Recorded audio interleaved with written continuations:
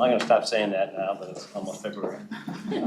Welcome to the Committee of the Whole, January 18th, 2023. This is Chair Lesley, and I'm calling this meeting to order. There is an agenda where we really just have two information items. The Transit Study and Security Action Plan, and then talking about addressing homelessness. So these, I can't think of two more important issues that we want to fully understand to the full extent we can. So if there's no other objection for the agenda, we'll consider it approved. We do have the minutes from December 21st, 2022, Committee of the Whole. So is there a motion and a second to approve the minutes? Move approval. Second. Thank you.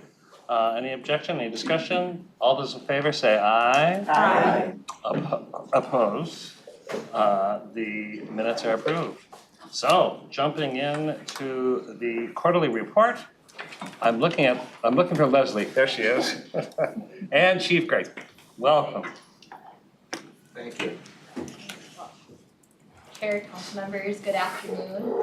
My name is Lesley Kandaras. I work at Metro Transit as the Chief of Staff, and I'm joined by Chief Grates as well as several others from Welcome to the Committee of the Whole.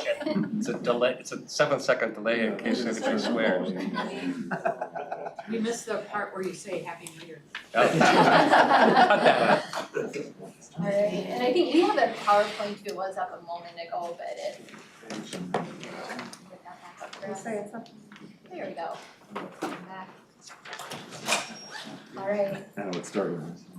Well, we are here today to provide our quarterly safety and security action plan update. This is the second one of these quarterly updates we brought to you. And we basically broke this up into two parts. You'll hear from Chief Grates, an update from the police department, and then following the chief's presentation, I'm joined by some others from Metro Transit, and we'll give you an update on some other aspects of our safety and security action plan progress. As we mentioned last time we were here, this is still very much a learning experience for us. We're really interested in your feedback in terms of what's useful to you when we come to you with these quarterly reports. We want to make sure we're bringing the right information and just really would welcome any thoughts you have as we go through today to make sure we're hitting the mark in today and in future presentations. Before I hand it over to the chief, just take us back a step and put this in context. The Safety and Security Action Plan was endorsed by the council last June. You endorsed the 3 areas of work: improving conditions on the system, training and supporting employees, and engaging customers and partners. But the Safety and Security Action Plan product really emerged out of 2 years of intensive work that the council did to review the police department. It started with the safety conversations that the Citizens League did starting in summer of 2021 following the murder of George Floyd. It led to the police work group that many of you served on for 6 months. About a year ago at this time, you were wrapping up your recommendations that you delivered at the end of February of 2022. And then Metro Transit staff took those recommendations and developed this 40 action item action plan to really try to advance those recommendations and the vision put forward by the work group. So part of our commitment to you in doing this action plan is that we are going to report back to you and to the public on a regular basis. So throughout this year, you'll have quarterly updates from us. We'll continue to put this information on our website.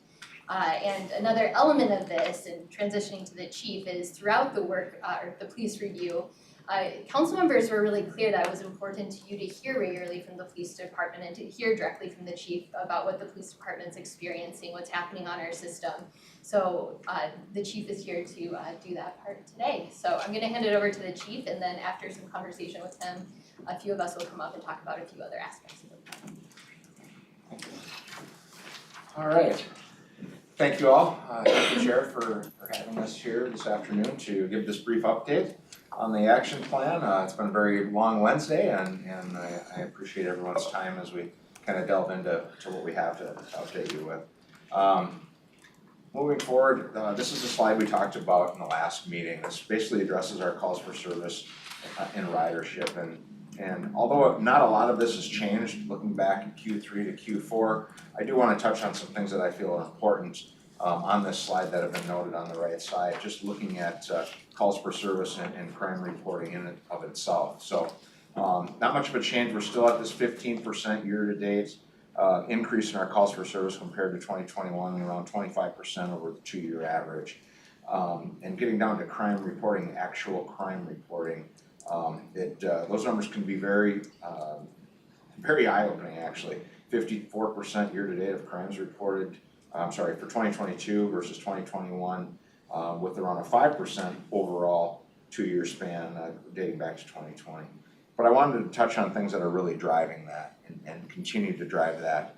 Our narcotics calls in our crime reports are up 182%. They were pretty close to that in Q3. And the weapons violations, 145%, assault 28%. And these liquor law violations are up. There's a lot of things we can attribute that to, but I want to talk a little bit about what are the direct numbers of that. In 2021, we had 328 narcotics reportable crimes. This year we're at 925. And this is a national trend. This isn't something just specific to us at Metro Transit or in the region itself. It's definitely a national trend with the epidemic we're seeing of that. Weapons calls, 44 in 2021, up to 108. And I want to emphasize too that these aren't all firearms. There's many different things. It might be a knife, it might be a set of brass knuckles, it might be something that was used as a weapon in a reported crime. But we are seeing more firearms, and we are seeing ghost guns on the system, things that you've been hearing about at the national news level that are quite concerning. So those are the actual numbers of that, and the assaults were 580 compared to 740 now, and most of those assaults are misdemeanor level assaults, but they are still assaults that are affecting people out in our communities and in our system. Liquor laws are up, like I said, 92%, but that was 66 to 127.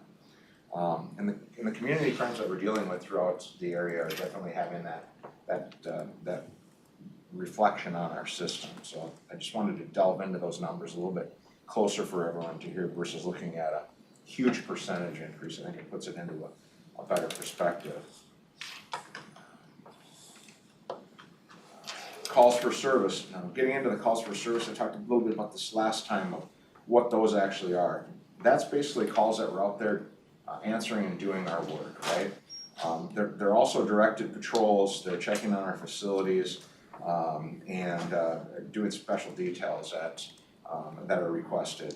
So a lot of that can be self-driven. A lot of it can be driven by our ridership and our folks in and around our system calling in things more frequently, as I've talked about, and those continue to remain pretty steady, but they are facility focused. And the reason I wanted to really bring that up is when we're talking about presence on the system, we're seeing ourselves being really having to be focused with issues at our facilities that are being used for their unintended purposes, and that drives that away. Also, some of this is I want to attribute to just to recollect on staffing.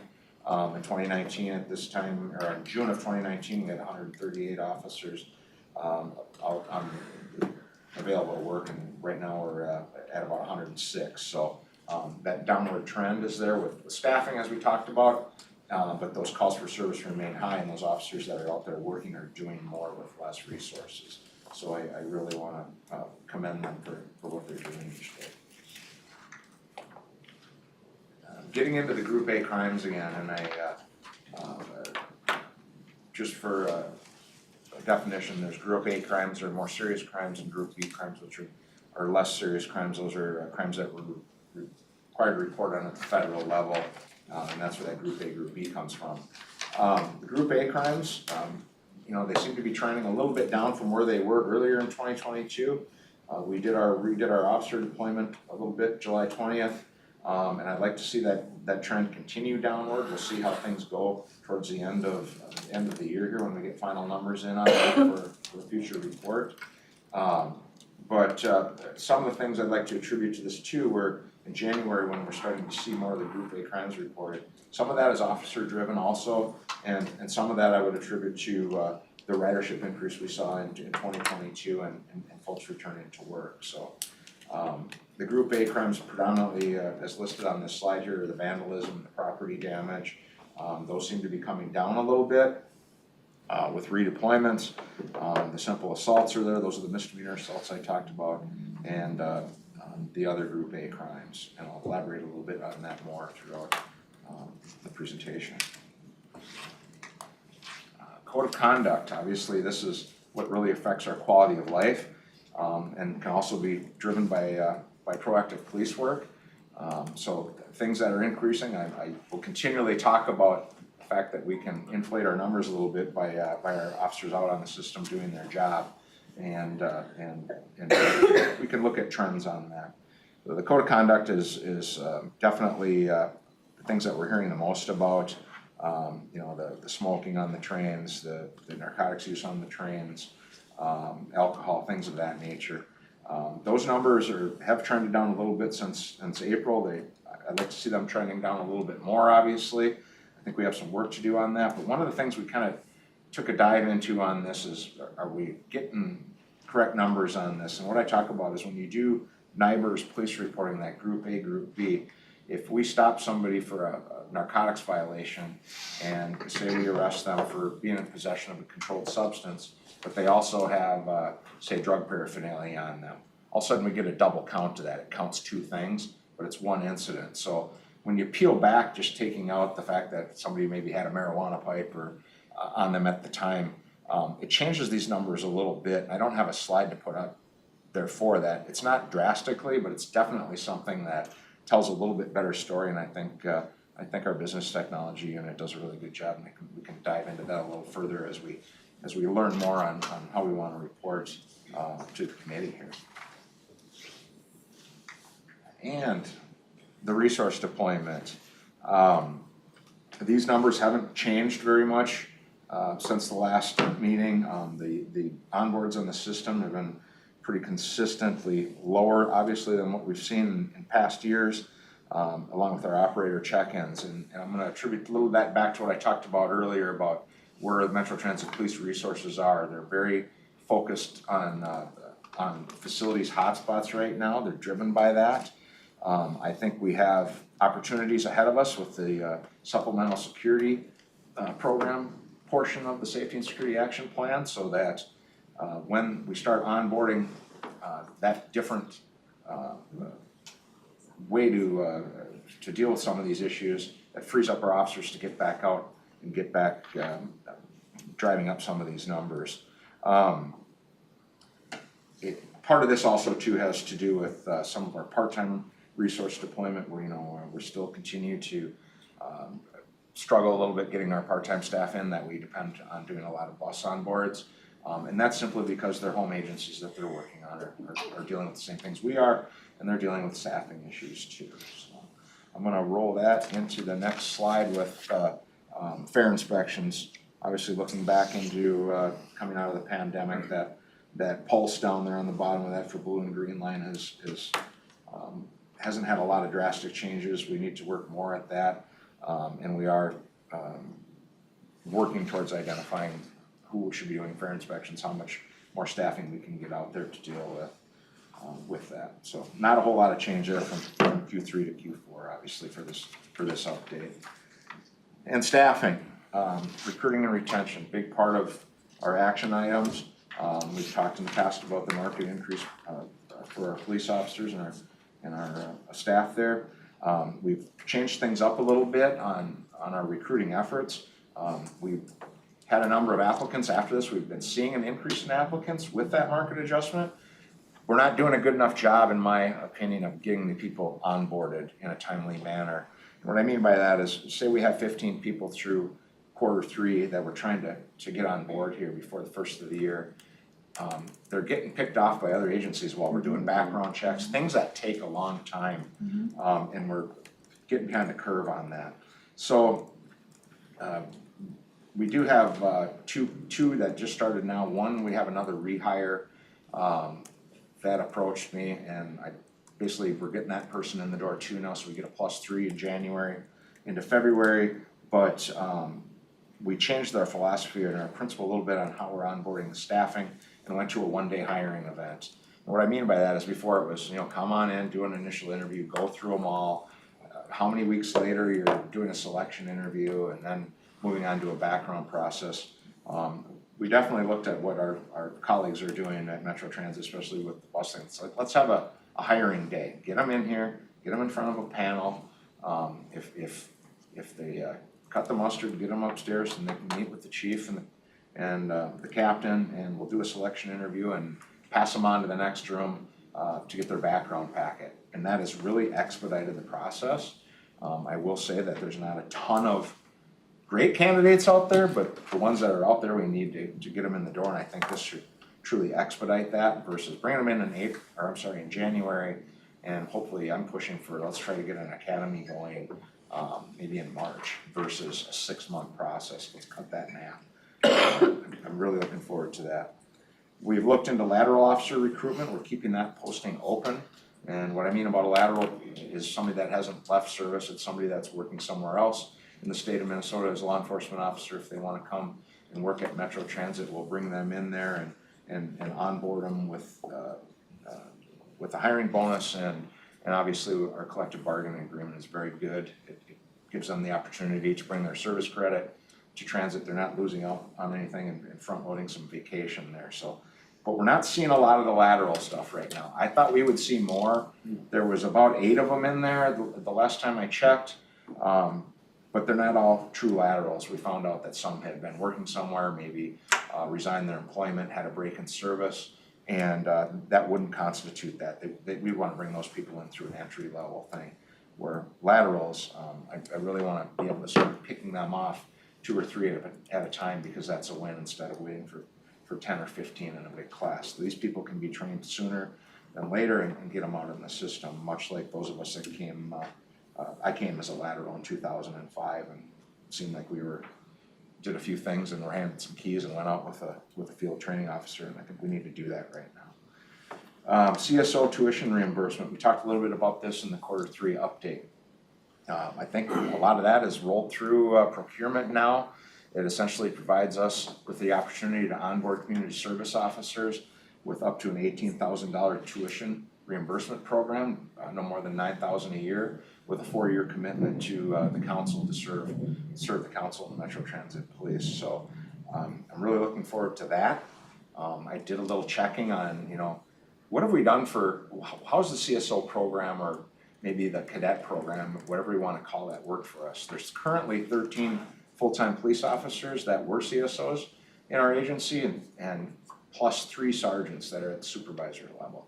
So I think delving into looking at those numbers a little bit more has been good, and it shows that it works. We just need to get out there and try to capture more young men and women and get them into this profession, so that obviously this won't be an overnight thing, but as the system increases and we move into Southwest, it'd be very well to have those people on board and ready to graduate them to be police officers when that time comes. So looking forward to that.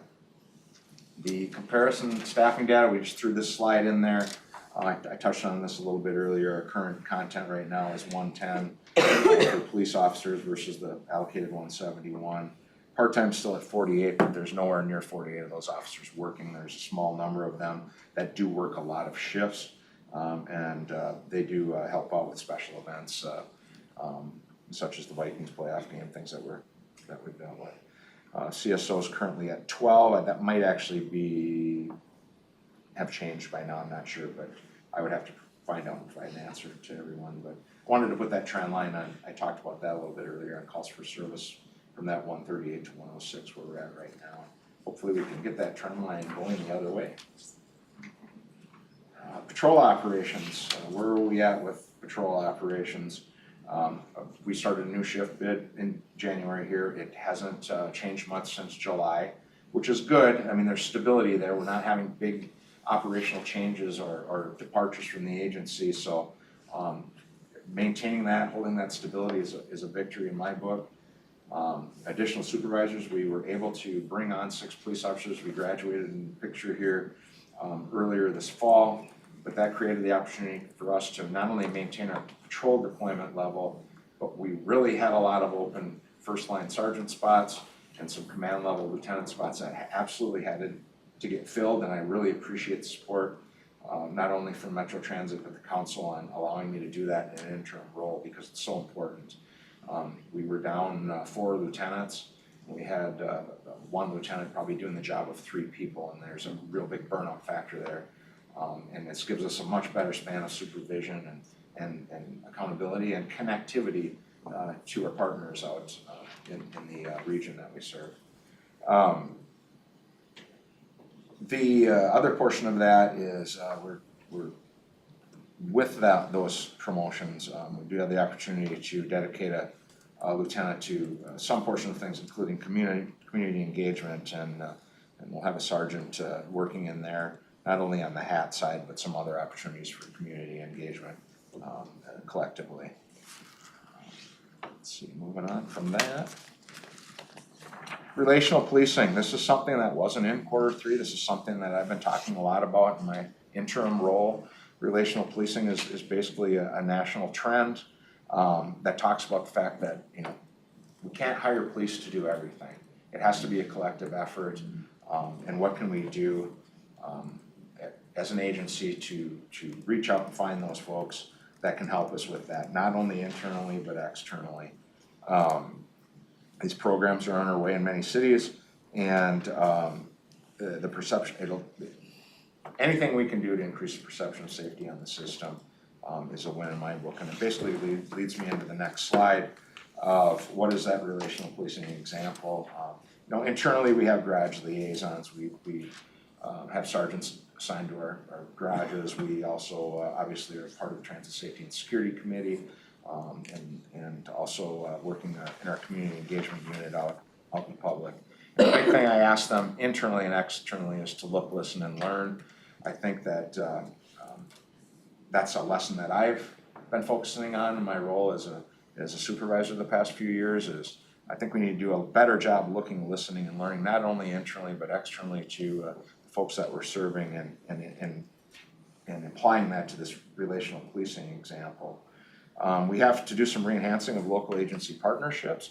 I've been working on that with the Office of General Counsel. We have mutual aid agreements with a number of different agencies within the 7-county metro area. Some of them are very old and they need to be updated. And I really appreciate the support from the Office of General Counsel on this, because I think it helps us develop more of a template, a Met Council transit related template of what our role is as transit police in the region. So that's currently underway, and a very good example of relational policing not only is the community outreach portion of it, working with procurement to bring on community ambassadors, contracted services for that, and also that supplemental security program is huge. That's totally all relational based policing, so I'm very excited about that also.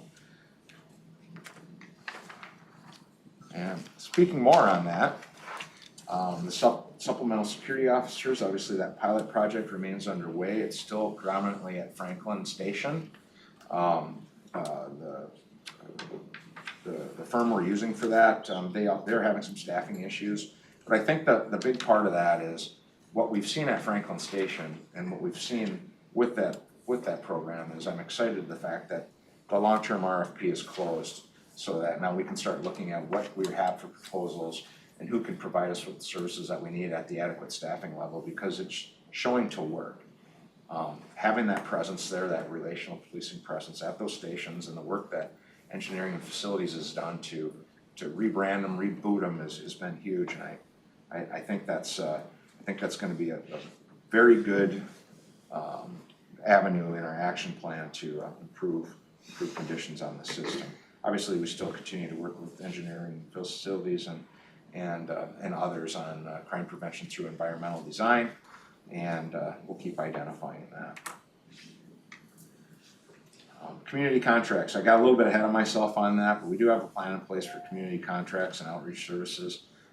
We do have a contract with Mother's Love. In 2023, I would like to speak with our finance manager and see what else we can do throughout the year, see how that's working, see if we can do things in other areas of the transit service area, but that's down the road. And also we're coordinating a final plan for the HAT team for contracted services. We will continue to work with Radius Health. There's been an opportunity brought forward to us about having having our own designated person from Hennepin County Social Services working with us, more of a contracted, embedded resource for that side of the river in Hennepin County. So we'll be working with our partners on that. And we need to look at that, obviously, out beyond 2024. The one other thing I want to talk about a little bit on that is I have tried to reach out in the past, and I want to look at it a little bit further on having those resources approach the council for MCOM purposes. I think that they're missing out on services that are available to them, and I think we need to do a better job of reaching out to them and getting them on board with that. Training and supporting employees, obviously the Great Workplace Project is not only applies to Metro Transit, but it's something we're doing internally at the police department.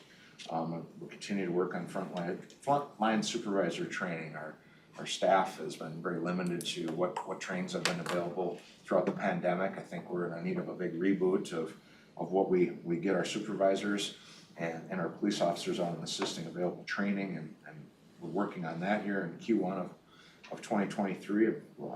A lot of positive things there, and our staff is working on a mentorship program for our employees. I think they need good mentors making good decisions out there on the system, and want to provide them with career enrichment opportunities, maybe give them a stint in investigations and things of that nature. Looking forward to that also. And I think I went through that kind of quick, but that's my brief update. And a lot of information. Thank you. So thank you, Chief. Councilmember Vento. If you. No. Oh. Go ahead. Okay, time for questions. Thank you. I'm going back to, I don't know where I'm going. The calls for service and ridership. I'm curious, and maybe this is a question of you, Lesley, as to whether or not it would be possible at some point this year to have a map showing these calls for service. I'm curious because representing an area that's suburban and suburban rural and urban suburban, there are various myths out there about the crime issue, and if we had maps showing the incidents, we could either validate those myths or we could just, unvalidate them. And I think it would be very helpful to have that kind of data, and that as a map, it would be a picture to demonstrate it. The other, so that was a request, not a question. But the one question I have for you, Chief, is whether or not the supplemental security officers might be available at some point when the staffing levels are up for the central station here in St. Paul. I know that my colleagues, Councilmember Fredson and Councilmember Lee, have been dealing with that issue in their council roles, but I'm affiliated with a Catholic parish here in downtown St. Paul, and they've had a significant increase in security issues at their parish, and they're not at the central station, but I know that there are a lot of concerns, and whether or not those issues at the parish have anything to do with transit, I'm not sure, but there is a growing concern, and I don't represent St. Paul, but there is a growing concern about the safety factor right down here in the heart of it. Why don't you give us a little background? We have the central station issues over the past month. Absolutely. Thank you, Chair Zally and Councilmember Bento. Yes, the basic answer for that is yes. Part of the overall request proposal for supplemental security does include the central station, and I believe there's 6 locations. Pam's behind me here. I think it's 6 main ones, correct? 6 locations. And the vertical circulator building is one of them, obviously. Obviously, we're dealing at a time right now. I wouldn't think we'd be shutting down that access point as we have, and we're taking a look at that collectively on what changes we can make there. And specifically, that supplemental security is part of that plan. Follow up on that. Yeah, go ahead. Sorry. What's the timing on that? If that goes through the 6 stations, when could we expect to see supplemental security? Thank you, Chair. Council member, I tell you what, we might be getting ahead of ourselves. Are you doing an update on that here today? I can give a tiny update, as Lesley can too. So in one of the slides, Chief Grates told you guys that the request for proposals we're doing January 6th. And so myself and some other folks were actually reviewing and reading 5 proposals. And those 5 proposals need to be read by next Tuesday. So you know what I'll be doing for the next week or so. And then because the contract is, I think it's up to $6 million, if I'm not mistaken, over the course of 2 years, 1 year, and then with 1 year to extend. It has to go through the transportation committee, the full council, and then we kind of execute the contract. So there's many steps because of the dollar value. So hoping early spring, I guess is what I would say. The sooner the better, right? We all wanted it yesterday, but it takes time to get this done. And I think Chief alluded to this, we have temporarily closed the vertical station. And getting a contracted security could be part of a solution, but it's also looking at the architectural sight lines. And I think Chief Grates has had a long experience with this facility. You know, where there are bad guys, perpetrators, drug dealers who actually are in the building, kind of with great view of traffic, police, and it creates a kind of an unsafe situation. So the things we can do by frosting windows, changing some access. So I think they're kind of in the context of these architectural improvements, ways to really be thoughtful about how do we make that a safer environment, not just people, but people would be key. Councilmember Wolf. Mr. Chair, 2 things. Number 1, how long is that going to take before we get that done and can open up again? I could probably answer a little bit of that. Thank you, Chair, Councilmember Wolf. Obviously, we'd like it done before the supplemental security gets there. Sooner the better. I think the good news is on that is that we're working with the City of St. Paul and the Office of Neighborhood Safety and a number of others on addressing that now of, hey, what are the next steps for the crime prevention through environmental design up there? As the Chair mentioned, I've been proposing certain things back to 2017 that have kind of not made it over the hump per se. So I think there's opportunities there to be had, but now more than ever collectively we've been talking with our stakeholders in downtown St. Paul to address that and open it up sooner than later. And then the second question is, as we're catching people doing things, drugs or assaults or whatever they're doing on the system, and then you refer them for charges or whatever is appropriate, how is that going? Are county attorneys and city attorneys doing anything, or is it catch and release and the problem just keeps happening, or? I think the best answer to that is our officers are trying to do their best to be police officers and law enforcement officers, council member, in that we do present charges to the city and the county attorneys here. And, you know, I think we do need to do a little better job of tracking those outcomes. You know, being more of a victim's advocate on our own behalf, per se, to see where that's at. I can speak to the other side of the river a little better. I know the Minneapolis city attorney has really been starting to get back into more enforcement. What I've seen from transit crimes anyway, for those misdemeanor crimes that affect the quality of life on the system. There was a while on this side of the river where we had some limitations, and I think we're working through that now and seeing some positive outcomes. If there's anything we can do to help that, we should be, because it also puts our police officers at risk. If you keep having to deal with the same person over and over and over again, every interaction comes with risk. And the operators. Yes. And attraction and retention to the job. Les. Mr. Chair, I just want to quickly add that something that actually Chief Grates mentioned, and that is that we're actually intentionally starting to track what happens. So we should be able to bring data to this group over time to say this are the charges, these are the ones that fell out of prosecution, these are the ones that were prosecuted.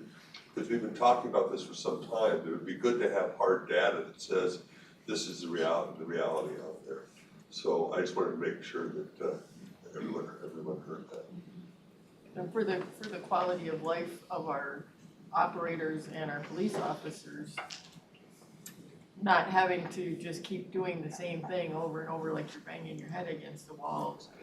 We want what we're doing to be useful and productive, and it's part of enjoying your job is that you know when you do something that there's a result. We have a couple other questions. Judy Johnson, raise your hand. Thank you, Mr. Chair. I really appreciate this presentation, a lot of good stuff in here.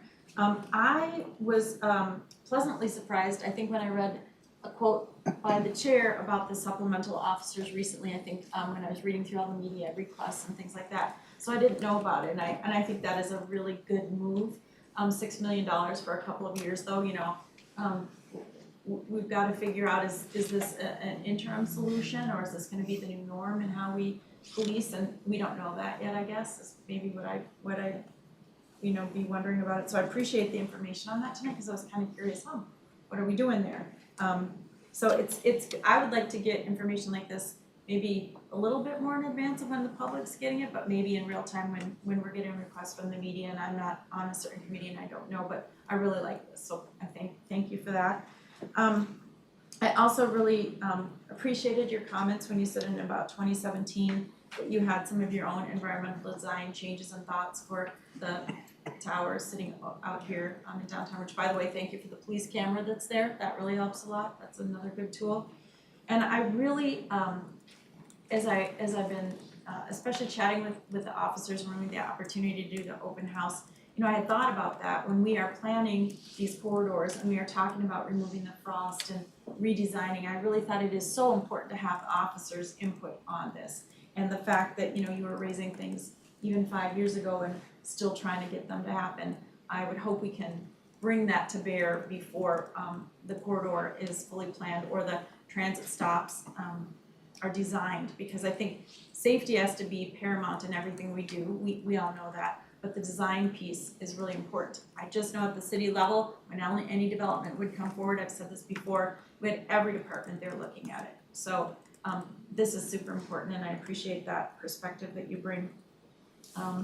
If I could just maybe mention one other thing.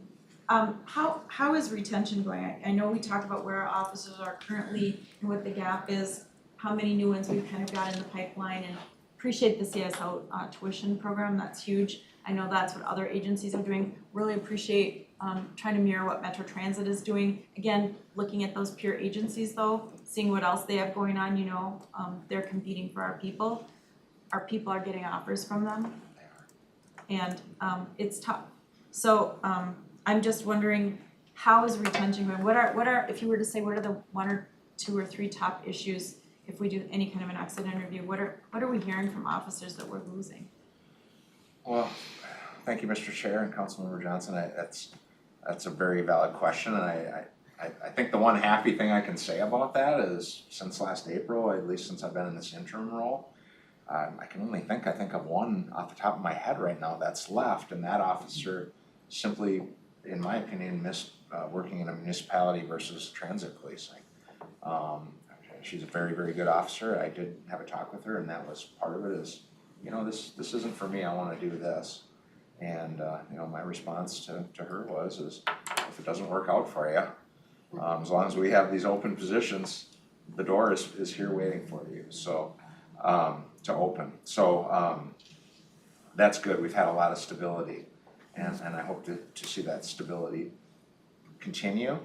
But it also is because of the support that you've shown us all over the last summer with identifying the market adjustment, things of that nature. That they're not staying here because of me or other things. They're staying here because of continued support of everybody. So that I'm very appreciative of that.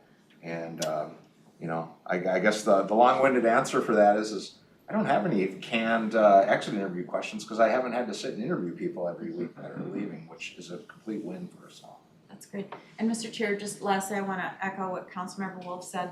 I'm a little surprised that we haven't been tracking stats when it comes to bringing charges forward, making sure the case is solid, getting it to the city or county attorney, and tracking that. I'm used to getting, in my former role, how are we doing? And that really helped this level of folks to speak to the county attorney and speak to those other officials at that level. I mentioned pre-election, how important the elections were going to be.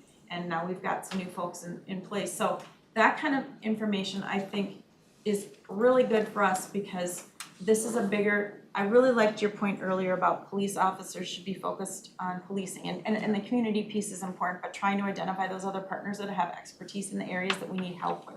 So everybody brings their best expertise forward, including our police officers. It's like a teacher. They cannot be the parents, they cannot be, all of the things, the health caregiver, they can't. But oftentimes that's what they get assigned, and I believe it's the same for police. So you guys are doing a monumental job. So if we can get those kind of stats to help us as policymakers understand what you're facing at other levels, it's not only our problem, right? But it's systemic, and I know we can't change society either. People everywhere are going through things and showing up the way they show up in our transit facilities are showing up everywhere this way, but we have to figure out, on the justice side, how we make that work the way it needs to work for people, and also understand that even, in the past couple of weeks, I've even gotten people, and I don't even have a lot of Metro Transit in my district, but I've gotten people that just said, I'm not riding the train anymore because it smells like pot every time I get on there. That's the kind of stuff that impacts ridership, and then the word gets out there. So I know you said earlier we want to make sure we change the perception. We want to change the reality. So I'm really grateful for this information, and the more updates you can give. For me, a lot of this, I'm trying to consume it pretty fast because there's some new terminology and things you're working through here, but really just want to thank you for this. Appreciate where we're going. Well, I appreciate that, Mr. Chair and Council Member. I would add that the one thing I did ask about this when I've been talking with the general manager, and that's like, where are we at? And I met with the investigations unit and said, do you have an idea where we're at on this? And basically it come down to workload. They're like, we've got like years worth of dispositions we're trying to get caught up on and to see where that is. And I'm like, well, let's get that done. So we were able to move a principal admin specialist into the unit. I'm like, we need more staff. We don't need all sworn staff in an investigation unit. Bring some other folks in there to help out with this specific data, and we've been trying to get caught up on that, and I look forward to having a report. Thank you. Great, thanks. Molly? Thank you, Mr. Chair. I'm curious, so last week at Regional Council of Mayors, Mayor Fry brought up what you said, that we're all short-staffed and we're poaching and we're trying to find creative ways that we can, because it hurts everybody and every department is suffering. So one of his suggestions or ideas, was, what if the standards for education could be lowered so that that perhaps there are people out there who would make perfectly good police officers who don't have the educational requirement that's currently necessary to become a peace officer. And that maybe we're missing an entire pool. And he said, of course, many people will say, well, then you're lowering the standards. And he's saying, but what I'm saying is, on education, perhaps, but then change the standards, raise the standards on other different characteristics that are necessary to be successful in police work. So he was suggesting that there were a lot of people in that room, and he was suggesting that if the police chiefs got together, or the conversation was started, or the mayors brought this up, or whatever, that this might be something that would help to certainly address some of the shortage that we're all feeling. So I have no opinion on it, but I'm just curious what your opinion on that would be. Just off the top of your head without having any time, and you can consider what that means and based on what I just said rather than his whole presentation. Thank you, Mr. Chair. Thank you, Councilmember Cummings. That's a big one. I don't feel like an academic by any means. This is something that's been a part of me in my 28-year career. Is that we've always had a police officer standard training board with an educational requirement. And I believe it started in the late 70s, around 1978, 1979. I'm not going to lay down Rick Grates' policy on that right now, but I think we're at a critical stage in getting young men and women into public service, into law enforcement. So it would be obtuse of me to say that. I would have to stick to my own opinions of maybe we do need the college education or we don't. I think what I would touch on, just thinking in my history, is is my father's generation, the Vietnam veterans, things of that nature. Many of those folks came back from serving in the military and entered public service, most notably law enforcement and the firefighters. So maybe there is something to that, and I think it definitely would take a broad group to sit and talk about the advantages or the disadvantages of it. Can I just make a comment on that? Sure. I think, thank you for saying that, and perhaps it is a conversation that is worth having, and maybe that's something that we can look at, trying to coordinate around the table and just kind of start kicking that around as an option. Perhaps it's a good one, perhaps it's not. Riva and then Sue. Thank you, Chair, and Chief Grates. There's a lot here to digest, and I agree with Councilmember Johnson that having, more than half a week to review this before, it's presented would be very helpful. And also, it was just mentioned to work, with other groups and have a roundtable. I mean, some of the social issues around conduct are very complex in terms of, like, for example, the calls for servicing crime reports on narcotics and weapons. What are we doing to work with other agencies or entities and how we can resolve the crime that comes onto our vehicles? And it would be nice, I think, to have next to this crime report, the statistics for crime report in general in the metro area and where the hotspots are. And to compare that, because I would imagine that there's some correlations in terms of crime reporting. So if we're up 54% year-to-date in crimes and up 182% in narcotics, I would want to know, is that similar in other places? So I would like to dig into, when the numbers get that high, I tend to want to dig in deeper. And then that brings me to my next question is, how are we prioritizing in the three categories that are being reviewed, the improving the conditions on the system, the training, and engaging the customers and partners, which is, the roundtables and things like that. I'd like to have more information on how we're prioritizing that versus what's in play and what's not in play, which is on the addenda. What else? For some of the reporting, it's a kind of a short term. I think I mentioned this the last time we had a presentation on the calls for service, that it was such a short time period. That's also during the holidays. Is there a difference in these statistics during a holiday versus not a holiday? I think for calls and service and ridership, I would want to have see a longer trend. That would be maybe useful. And probably for most of these, I'd like to see if we can have, the monthly trends that have been compiled as much as we can. Probably could keep going. I do see some trends that appear to be spiking around that January time frame. So maybe digging into that to see what's happening there. And also, in terms of the conduct issues on the train, is that happening more at certain times of the day? Does party time start at 10 o'clock when people are bringing their boombox, their alcohol, the smoking? Do folks know that if I come on the train between 10 and 2, it's likely to be some other folks there that I can party with or at a shelter? Are we looking at those types of things? I probably could go on with my questions. Sure. I just want to see where the priorities are. These are significant issues, but I'm seeing, data where we've got this data here, we've got this data here.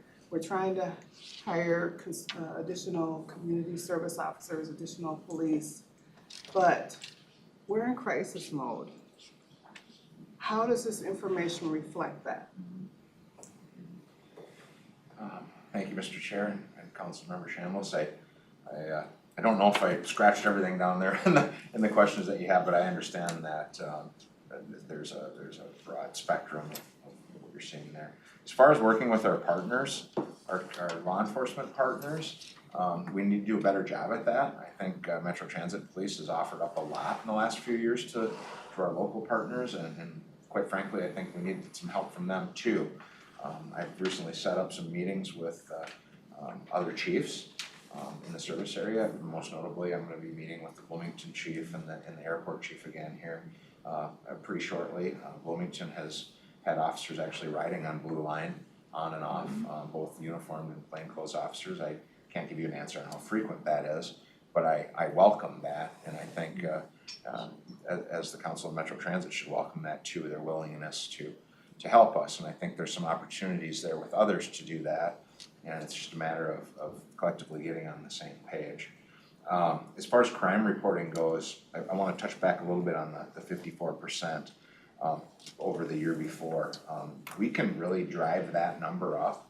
If, say we did a huge push on fare inspections and just went out and hammered on it, right?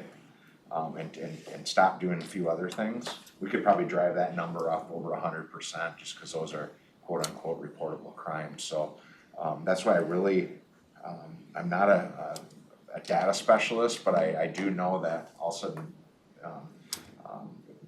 the folks that are asking you these questions from your districts or what is going on there, it's like, well, it might not be a crime wave, it might be a police wave, right? And I think we have an opportunity to do a better job reporting that. But as far as crime reports go, we do have exactly what you were talking about and what you've been asking for here as a group, that we can show you maps and data and where those things are. We do that every 2 weeks in our comparative statistics reports and our CompStat meetings. They're very beneficial and kind of helps us identify areas that we need to focus on. We're just struggling a little bit, obviously dealing with it with staffing issues that we have. I promise Sue, and then we need to get to the other side of the table here, and then I know there's some more presentations coming. Yes. Okay, so let's ask short questions and short answers. Sue. And Chris. In the next quarterly report, if there's any way of zeroing in on alcohol consumption post playoff game on Sunday, January 15th. I think that would be really interesting data. Sue, what did you do? I wasn't there. When the home team loses? Yeah. And I want to make a point about the blue line. If I've told this story already, Councilmember Fredson can hit me on the head with his nameplate, but get ready, Chris. Several weeks, maybe even months ago, I got a call one night from my younger brother who lives, he and his wife live in a condo in downtown Minneapolis, and he had just flown in, and he said, Sue, he said, I just took the blue line and I want to talk to you about it. And I thought, oh God. And I said, Bill, I don't represent downtown Minneapolis. Call your own Met Council rep. And he said, no. He said, I just want to tell you what a great experience I had. And he went on and on and on about how great the blue line is and how much he really appreciates being able to go out, walk a couple blocks, get on the blue line, go to the airport and back, and he just raved about it. And I said, do you like it better than Uber? And he said, way better, it's cheaper. And he said, and it's faster. So kudos. My only observation, going back to Councilmember Cummings' sharing of Mayor Fry's suggestion, is that as a former teacher who, along with my colleagues over the generations, typically were left out of the conversation whenever there was a policy discussion around teaching standards. It would be the non-teachers who would have the conversation and make the decision, and the teachers were left to live with them. So if there's going to be any discussion about us as a council taking a position on this or whatever, I just hope that our officers are the first ones to have the conversation and guide us with that, because they know best what those educations have provided them. and what's most valuable from those educations. So that would be my ask. Thanks. Perfect, thank you. Robert, then Chris. Oh, thank you, Mr. Chair, and gee, thanks for this work, thanks for presenting this, thanks for your team and everything, and I'm trying to figure out how to be as terse as possible here. So, I have a question about the lateral officer recruitment, and I can see why you prioritize that. And it seems like we read a lot in the media or here that other smaller law enforcement agencies around the state or the region are closing or shutting down. And so I'm just wondering if you're proactive when you're aware of a change like that in a community of moving in and trying to see if you can recruit lateral. Yeah, I guess I'm sorry, thank you, Chair Lesley and Councilmember Lilligren. I personally, I was a lateral, Yeah, but where'd at you a come time, from? I came from the city of Litchfield Police Okay. Department. That's a 10-officer agency and just west of Delano and about 7,500 people. And quite frankly, when I applied there in 1995 and was hired, there was a few hundred applicants. I still obviously have connections there, and when they've done recent recruitments, they've maybe had 1 or 2 applicants. I think the Meeker County Sheriff's Office, and I don't want to be quoted on this, but there's been times when they've had 0 applicants in outstate Minnesota, and that's normally hasn't been the issue. Normally, young men and women in those areas go to school out there and they end up working in those communities. So it's not just here, it's everywhere in the state, and it gets back kind of to how do we get people into public service, and that's the biggest portion of this. So, our recruiting efforts on that has just simply been advertising and trying to get word of mouth out of what we have to offer at the Metropolitan Council. You won't see me standing outside one of the Minneapolis precincts saying, yeah. Well, thanks. And then Chair, I have a cluster of questions that kind of relate to each other, so I'll try to condense some. And it all has to do with sort of both the relational-based policing, a new term for me, which I thank you for that, and then community engagement and supplemental security. I work maybe 3 blocks from the Franklin station, and when you're being effective there, we can feel it in the community, right? Because as we know, crime is like, what do they say, squeezing a water balloon, and you're moving it around. And so I think that just really goes to the point that the partnerships in the community are important, the way we're engaging the community, engaging other law enforcement agencies. So that's more of a statement, but the RBP, the relational-based policing, and as you look at where in other communities that are implementing it, I can only imagine that has an impact on recruitment. And so as data starting to show that, I think a key contributor to our success in recruitment is going to be relationships that we have within the people that we're serving. So is that part of the conversation in RBP? Yeah, thank you, Chair. And The impact on recruitment. Yeah, I don't think it's an immediate reported thing. I think as we work on the relational-based policing, that it gives us legitimacy. It gives us the trust and legitimacy that is talked about in the 21st century policing reports that we're trying to be best a part of. And I think that's a part of making sure that we're on top of that. I think it's going to take some time though to gather the data on that and also build those relationships. Oh, thank you. And so my last area question now, and this has to do with the data, right? And some other Councilmember Candaras and Johnson's point. And I get it. The better you're doing your job, you and your officers are, sometimes the worse the data is going to look.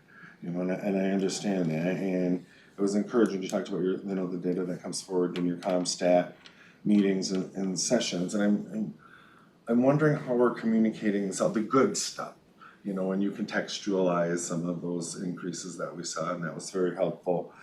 Just a briefly related conversation I had with a ticketing agent recently that was Detroit-based who loves coming to Minneapolis. She brings her kids, it's a regular sort of day trip for her, and she will not take the train anymore, the light rail, because of the behaviors on it. She said, I'm gonna keep coming to Minneapolis, but I'm not getting on the train, so I told her my role in kind of the region, and then with tourism as well. And so I feel like she is a non-customer now, right, but how are we communicating the positive things that we are doing to people, like to get her back on the light rail? And is there some sort of easier to read sort of dashboard that can tell a good story that we could put on our website or direct people to? So how are we telling the good parts of the story in a way that they're easily accessible and digestible by the public?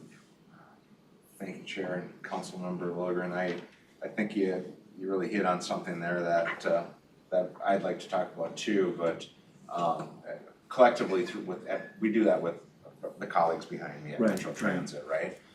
It's this broad information sharing that we would do either by social media and other avenues.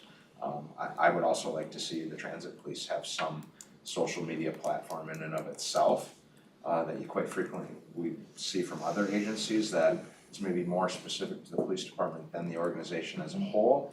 I know that I'm being a little selfish on that for the police department as colleagues I have at bus and rail and facilities may not be afforded that same opportunity, but I think that is something that I would like to have on my priority list. Mr. Chair, it looks like Director Kooistra wants to. Mr. Chair, I want to go back to something you said earlier and about the balloon squeezing out, and I wasn't going to say anything, but I'm only here for I'm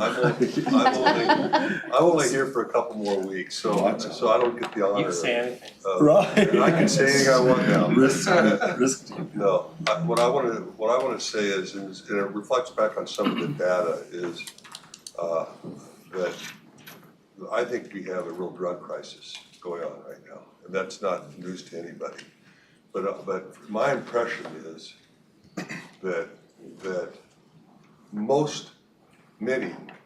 to say most of the crimes that we deal with have dots that connect to that drug crisis, because it is about crime, it is about violence, it's about domestic violence, it's about gangs, it's about gun violence, it's about dealing, it's about destructive behaviors, it's about vandalism, domestic. You go down the road and it's there. And the reason I'm raising this is because sometimes it feels like, and I can list all the things that we have done over the past. You said we're in crisis. I feel like we've been in crisis for 3 years. I really do.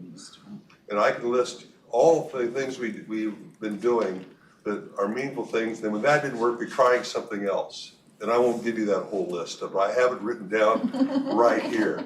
Anyway, the reason I'm raising this is sometimes it feels like our definition of success is to move the problem to someone else's jurisdiction, and their definition of success is to move the problem to our jurisdiction. And this is not just a matter of transit, it's a matter of regional prosperity. It's certainly a matter of prosperity of the people who die. I remember at one point, over the holiday break, I mentioned it to my staff. I think I got 4 reports, texts about overdoses. Someone corrected me and said, I think we had 6 that night. And there are people who die, and there are people who survive that. And I'm raising this because I think it relates to our work as a council, the prosperity of the region. And I think that we have to continue to do everything we can. We're way downstream on this issue. We're way downstream on this issue. And we're just hitting at symptoms. And we're moving the problem around. And I will say we need to continue to move the problem around. We need to continue to get the problem off transit because our constituents and our riders deserve that. But there also needs to be a bigger conversation here. And it's not one that may be happening in places, but I think that the council has a role as a convener, a regional voice, and I just want to use this opportunity that I won't have in the future to say that we have to start addressing the sources of these issues, or we just move it from the problem from one jurisdiction to another, and it's critical. Thank you, Les, for saying, thank you, Mr. Chair, and I agree, and you kind of said what I was gonna say in our next agenda item, so thank you for reviewing That's a big that. item for the next. agenda. And I just wanna point out, just to go back to the safety plan in the area of work 3, which is about community engagement, communication. In both strategies or actions, 3.8 and 3.11 have to do with getting information out. And so that's what I would like to see maybe in the next quarter report, how we're starting to put out, especially that good, the positive information that we can direct people to, so we'll hopefully attract them back on transit or make them more willing to use transit. I love that you shared that story, so about your brother, so thank you, Mr. Chair. Okay, we have some very quick questions and some even faster answers from Chris and Peter, Bill and John. Thank you, Chair. Very quick, I said this at the last transportation committee meeting, but for those of you not in transportation, just grateful to Wes and Lesley and the chief and the department for the rapid response to the double homicide down at Central Station Block. And within hours, I mean, having conversations with the mayor, face-to-face meetings with Councilmember Naker, in partnership with the city to address the challenges we face there. And that's what ultimately led to the closure of the vertical connection. And, I was with the deputy mayor last night, and I mean, the city has a strong feeling about when that should reopen and really, needing to have the additional personnel to prior to reopening. I know we're trying to balance access and but also just safety, and so it's all about balancing that. But just want everyone to know that I think the council and the department have done a really good job at partnering with the city, and just thank you, and please keep it up. Thank you. Peter? Sure. How many people have been saved from drug overdoses, do you think? How many In the last- saved? Saved with like Narcan. Oh, How often does that happen? Once a day, Kinda- or once Every day. 5 times a year? Um, What's your guess? And do we track that? We should track that. Just curious. I know it happens a lot, that's why I'm asking. yeah, thank you, Chair and Councilmember Lindstrom. We do track that. I'm sure if I guessed at it, I'd be wrong, but kind of like Wes said, it's just crazy when I read shift notes and it's like, had this many overdoses, or it seems like we're going through a lot of Narcan, and I don't mean to put a price on that, but a lot of funding going into that program, and it's being used and replenishing it, going out, and they're saving a lot of lives there.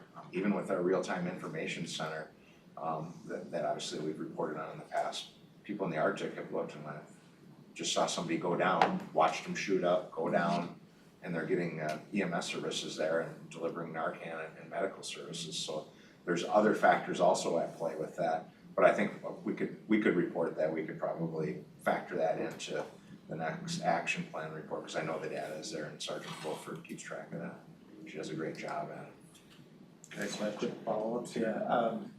You mentioned the Bloomington Police is doing some writing on the blue line, and you have an upcoming meeting with the airport chief. You did a great job. Chief Grates presented to the Metropolitan Airports Commission a month and a half ago or so.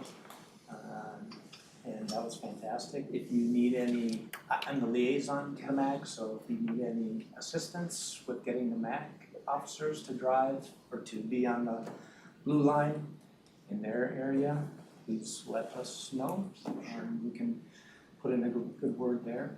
On a separate subject, I really appreciate the technology upgrades, the body cameras, the real-time cameras, the texting for safety. I've used that a couple times, including at 2:30 this afternoon. It was a bit of a party train. You don't have to wait till 10 p.m. at night. I can tell you that. There was a drug deal that happened right in front of me. They were smoking, they were drinking, and they were playing loud music. And when I do the text for safety, I appreciate that because I get a response right away from someone that appears to be a real person. They are a real person, it's not an AI, so that's good. What should be the customer's expectation on a Wednesday afternoon, understanding that there's probably a lot going on? What would be the expectation for when there's a criminal activity, like drug dealing. Like, do the lights, the lights turn on and someone's going there, or is it just being watched on a monitor? Kind of what's happening behind the scenes? Behind I the don't scenes on that, council member, is, when you are texting in there, you're texting somebody right at the transit control center that has that other phone there and is being responsive to you and generating a call for service. And I fully expect on an incident like that there's a squad car heading your way within minutes, or if there's a rail officers out on the line, that they're trying to figure out where they can intercept that train as it's in motion. If you're coming from Snelling, are they at Western, how to do that. And I know sometimes when it does get busy, those calls get prioritized, and you might not get a response, in 2 to 3 minutes, and could be over 10 minutes. But our goal is to have somebody at those calls in under 10 minutes when we're getting calls, and especially priority 1 calls. So I think we're very good at that. We're very selective on when they're driving emergency vehicles in a very busy city and what kind of calls that they respond to that way. The expectation is you should be seeing somebody from the police department. If you don't, you might be seeing somebody from the primary agency in the city, which would be yours. Thanks. We have Phil, John, and Wendy. Okay, thank you, Chair. Chief, I think some of the things have been brought up. I just was wondering about other hires, like for example, when we network with other municipalities or PNR from like the 5-state area, but I'm thinking when like officers retire and then maybe they don't want to totally step away, where maybe they work part-time or 20, 30 hours a week and kind of come forward because they've already got their 20 years of experience, but see if they'd be able to help us, with numbers and maybe on special events or right in a certain area, but I don't know if that's in the cards too. Thank you, Mr. Chair and Councilmember Sterner. We've talked about that. It gets a little convoluted with, especially if they're retired and collecting maybe their pension, their para-pension, and what their abilities are to work. And we're a little different in the part-time. I know airport police does exactly what you're talking about. They have retirees working a set amount of hours that they can't exceed, and predominantly they're out assigned to a gate. I can't speak for their deployments, but it's a program that they use, and I don't know how many of them they have. We've talked about doing that at Metro Transit Police, but there comes some challenges with that, and what those challenges are is our current part-time group, they're working under their licensure from their home agency. So they're getting all their training, their mandatory continuing education training, all that through their agency, where if we did this, we would have to license them full-time and bring that in-house to us. And right now, we quite frankly don't have the training staff to do that, to add it's a lot of work for a limited amount of resources. And I'll be very blunt about it. I know a lot of these officers that work at the airport, and after a very long career, it's a little different working at a checkpoint in a secure facility than it is maybe dealing with some of the issues we're dealing with out on our system. So I don't know that we would get a whole lot of interest in that. Okay, all right, thank you, Chief. Thank you for asking that. John. Well, I think most of it's been said in regards to the problem itself. But you haven't said it. What's that? Is this time went off? No, keep going. All right, so, and but just, we look at just adding officers, I think we're missing an opportunity to reshape what we're looking at, and we're more like talking forward and walking backward. I think we need to change that experience on the train or on this bus here. And we gotta think differently. Maybe we create our own Uber model or Lyft, and where people call, and I know there's gonna be two Lyft drivers that are not drivers, but people that are on the train itself. That I got 5 hours to kill, I'm gonna ride up and down Hiawatha. And it'll cost this much because you need eyes. You'll hear about it after the fact. Yeah, I was on there and someone was getting high and this and that, but we need eyes and presence on these vehicles. We don't necessarily need firearms on all of the vehicles, but there has to be a way we can look at this and look at again. It's being done. There's different technology out there, but if all we're doing is adding another officer, I think we're missing the boat. And again, we'll be talking forward and walking backward. Totally agree. Great, thank you. Wendy? Thank you, Mr. Chair. I really want to keep Unchained Wes. You're not allowed to. Unfiltered, Wes. But I think we can't lose sight, building on that, that the ultimate goal is to get people to not commit crimes. Not just push them to somewhere else or see them every day doing the same thing, but deal with whatever their issue is so that they're not committing crimes anymore. If it's addiction, get them into treatment instead of bringing them food and making it really comfortable to be an addict. If they just want to commit crime no matter what, then you gotta put them away so they can't hurt other people. But we've gotta hold the other parts of the system accountable to dealing with those people, the social workers and the judges and all the other parts of the system. Because they can have better lives if they're not committing crimes, but if nobody holds them accountable, they're not gonna stop what they're doing. And that's the ultimate goal here, is to get people to not commit the crimes rather than just push them somewhere else. I'm sorry to cut this off because I think we have more presentation. Yes. And I don't want to lose that presentation. So if you could just kind of hold your thoughts, Jody, I know you have a question, maybe some comments.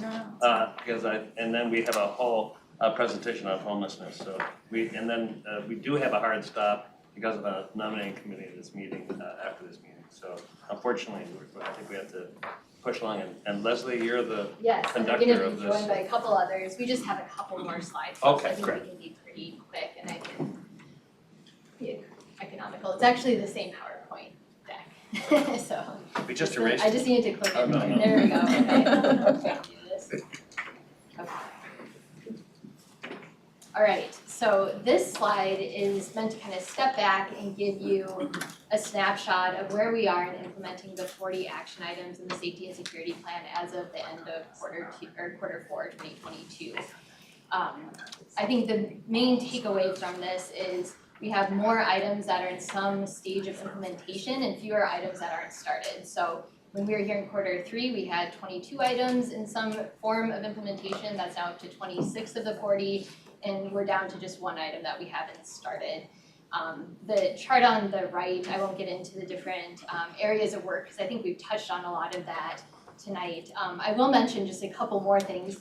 We did, along with this, share a full report that includes an update on every single action item. So certainly we're not gonna have time today to give you an update on all 40, but part of why we, Pam and Marilyn are here is just to spotlight a couple items that are particularly timely.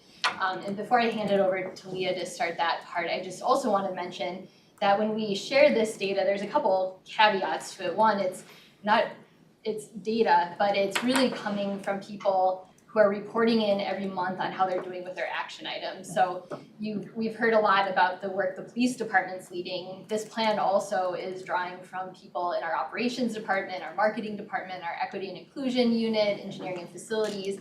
It's really a Metro Transit-wide plan. And we're trying to check in every month, see where things stand, and that's what really generates our status figures. But what this doesn't tell you is how impactful this work is, and I think part of what we really want to move into is figuring out what metrics we can be reporting that would give us a better sense of, are we really moving that dial? Because this gives you a sense of the activity we're doing, but just will admit it does not get to the question of impact. So I'm gonna turn it over to Leah to talk about one of the action items we've made some progress on, then Marilyn and Pam will talk a little bit and we'll close it up. I actually don't know if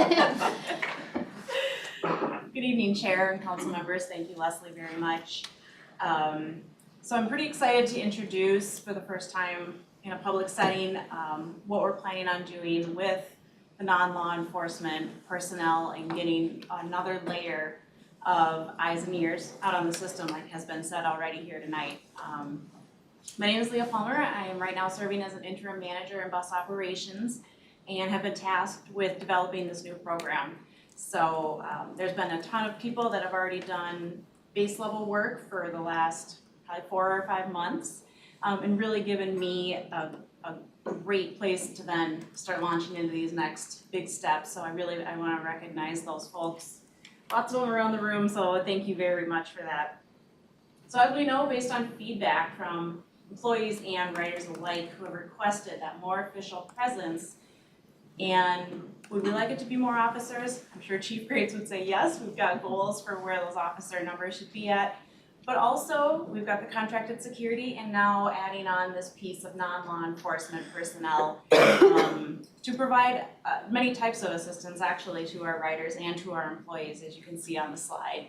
We want to expand customer support and rider services through this sort of street level engagement. So we envision a team of folks that will go out, they'll, my image is that they'll be in a brightly colored shirt. They'll be out on the street, they'll be out riding the trains, they'll be out on the buses, they'll be available at platforms and in facilities to just be kind of a, hi, I'm here to help kind of person.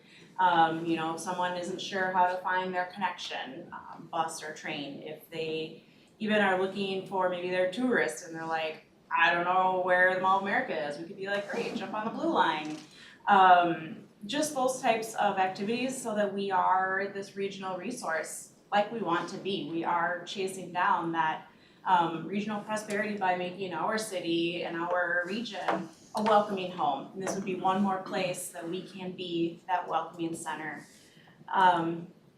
There'll be another set of all eyes and ears, and they'll be working in collaboration with the police department, with the contracted security, with the real-time safety monitoring, the real-time information center. So there's, you know, this extra now new layer that will go into, you know, providing another level of safety and security. We keep on hearing that over and over again from, you know, the council electeds, our riders, our police, our employees, the operators. And so now we are saying, yep, we're doing this. And this whole endeavor is based on best practices from around the nation, from other peer agencies. We've looked at and reviewed what's going on at some of those other agencies, and Strategic Initiatives actually began this some time ago, so I've been able to review their work and their research, as well as reach out to some agencies and say, how's this working? How's it not working? What would you do differently? And so really looking at particularly agencies that have that proof of payment system like we do, and you know, how is this working? So some agencies have police doing fare enforcement, some agencies have contracted security doing it, but there are a couple of agencies that have a lot of success with this non-law enforcement personnel model, and that's really what we are chasing down here. Finally, we want to support a culture of fare compliance. We know that you know, fare inspections and fare compliance goes up and down, as you saw on the chart in the chief's presentation, and we want to encourage folks to pay their fares. So this non-law enforcement personnel, they would not be able to write tickets as statute currently stands, but what they will be able to do is provide education. Maybe someone just doesn't know how to purchase fare. They walk up to the TVM, the ticket vending machine, they're like, there's a lot of buttons, which is personally, honestly, how I feel a lot of times. I'm like, there's buttons. You know, or maybe they're not aware of some of the assistance programs. You know, if someone has a disability and they're in Medicare, or if somebody, or Medicaid, you know, if, you know, folks that have limited economic resources, things like that. Metro Transit offers a lot of programs to help folks be able to afford fare and to be able to ride. So those are the types of activities that our transit safety officials will be able to undertake. Right now, we are at a point where we are meeting with the ATU union. These employees will be represented by that union, and so we had I think a very productive meeting last week. We are meeting again tomorrow to continue kind of shaping how this is going to work, and the representation that they'll have, and how that intersects, I think, with the role that we're envisioning. So it's a pretty high-level overview, but I hope I captured everything. I don't know. Maybe we'll have Pam and Marilyn go and ask Okay. any final questions, Perfect. just to be quick.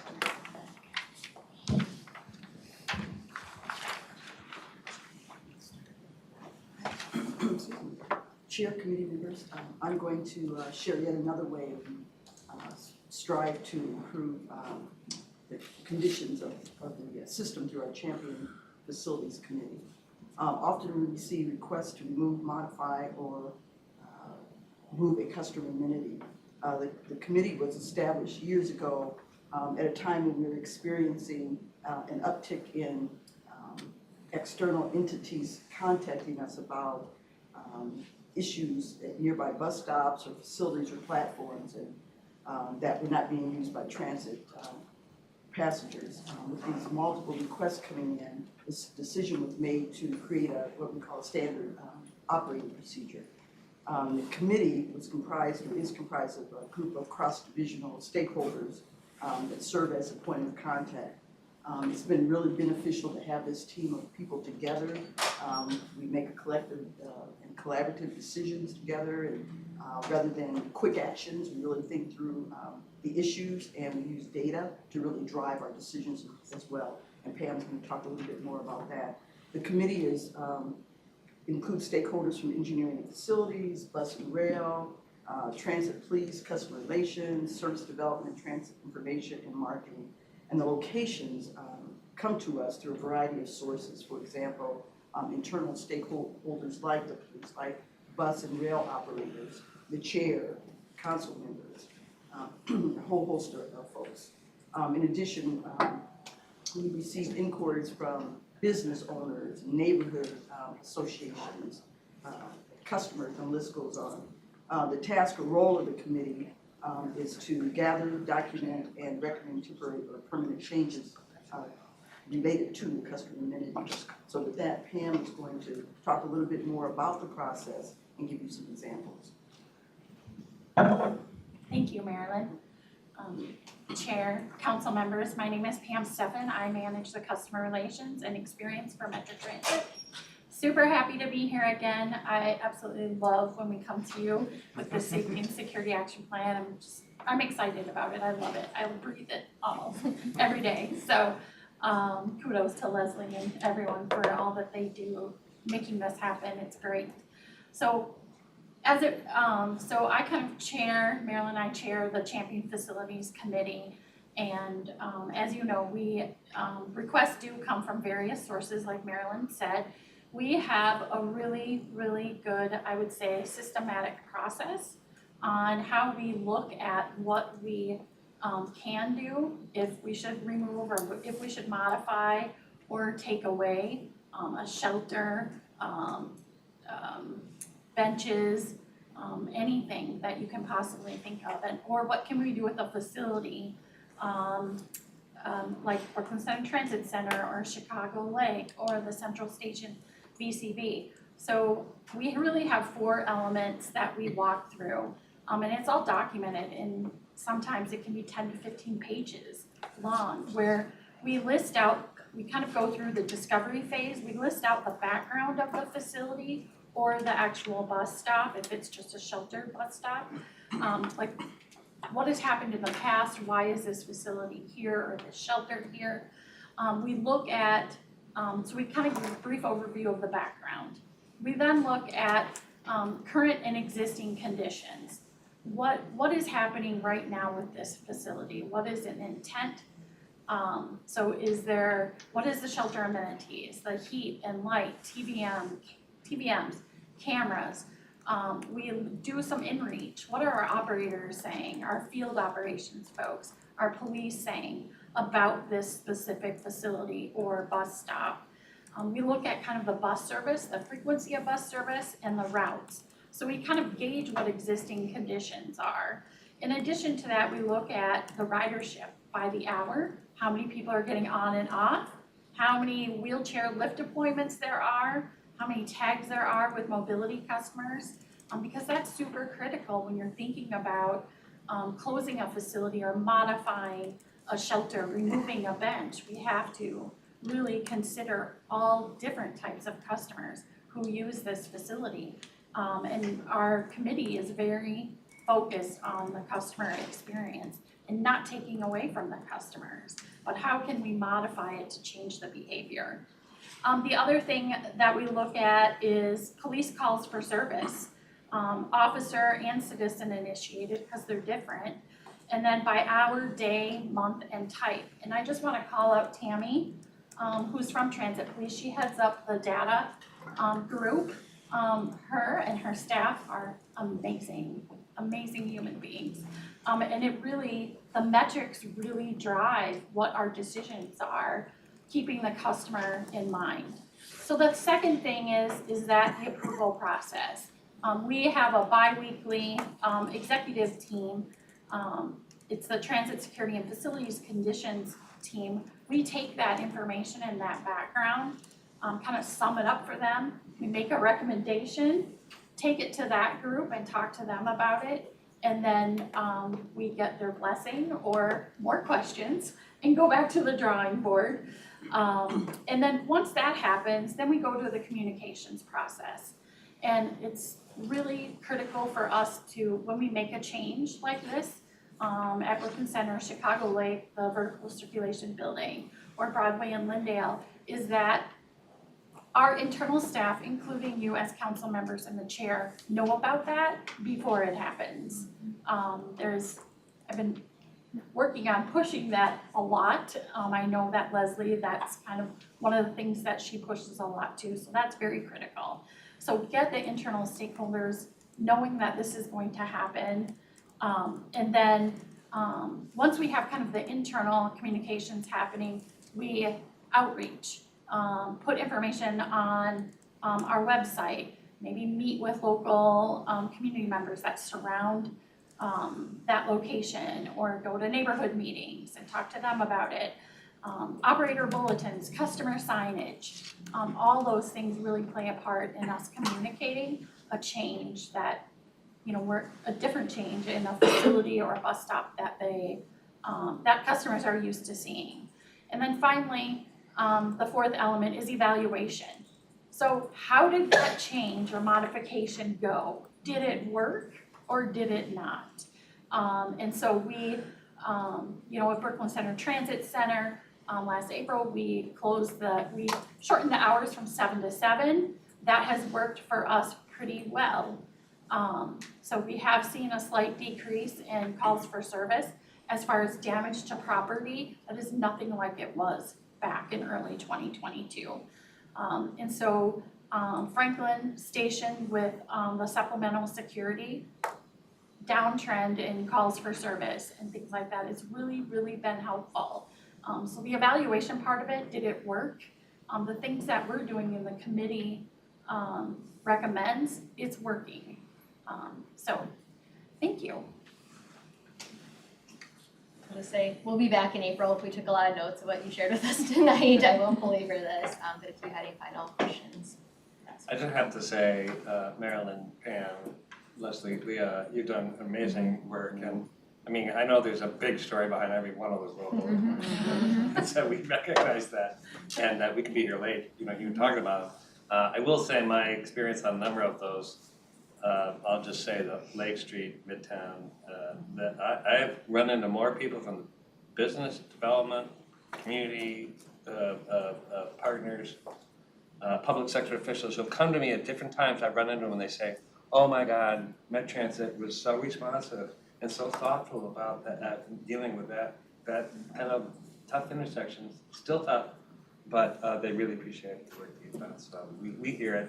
We hear the complaints, we also hear how you're a hero, so you should know that. Deb. Thank you, Mr. Chair. Yes, thank you to all of you, and thank you to Grates also. I didn't get a chance to speak up earlier. I actually have a question. So with the non-law enforcement personnel, how soon can we have people out there? Is that legislatively approved process? Mr. Chair, it doesn't need to be legislatively approved. Part of the bill was changing it to administrative citations. So we can have the personnel out right now, they still can't do a fair check, can't issue a fair check. But, so this is a different kind of thing, but yes. And then I have another thought after that. Sure. Through the chair, Councilmember Barber, thank you for that question. At this point, I don't want to get too far ahead of myself because we are working with the ATU. And there's a number of other things that need to fall into place before I can give you a definitive answer.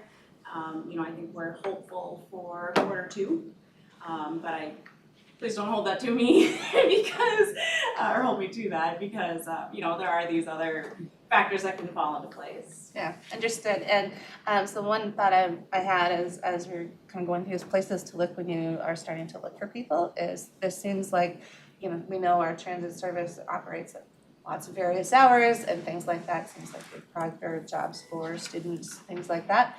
And also reach out to some of our transit advocacy groups because they are definitely passionate about this and they may know people who would be interested in something like this, so.